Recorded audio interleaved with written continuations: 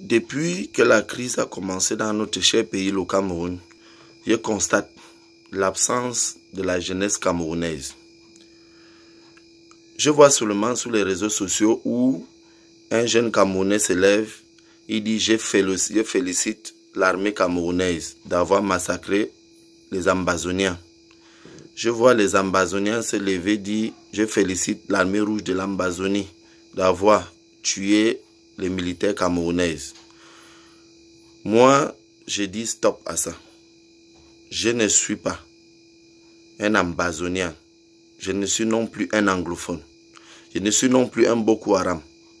Je ne suis non plus un francophone. Je suis un Camerounais. Et un vrai Camerounais ne doit pas avoir l'esprit discriminatoire.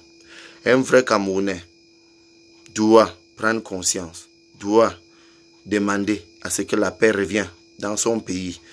Si réellement on aime notre vert rouge jaune, si réellement on aime notre beau pays, le Cameroun, qui devient un cimetière, nous devrons tous, en tant que jeunes, se mettre debout pour dire non à la guerre, que d'encourager les autres à aller au front, s'entretuer.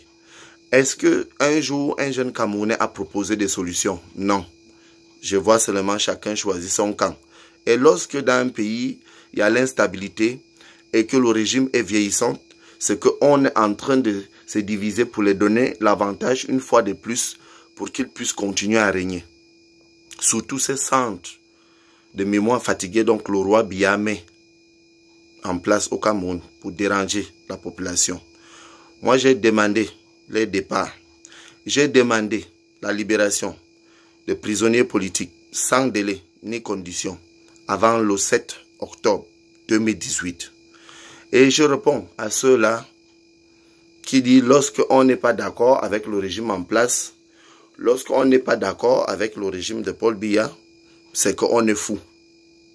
De continuer à m'appeler fou, mais d'écouter au moins ce que le fou est en train de dire. Je demande à ce que le régime Biya arrête de monter les uns contre les autres.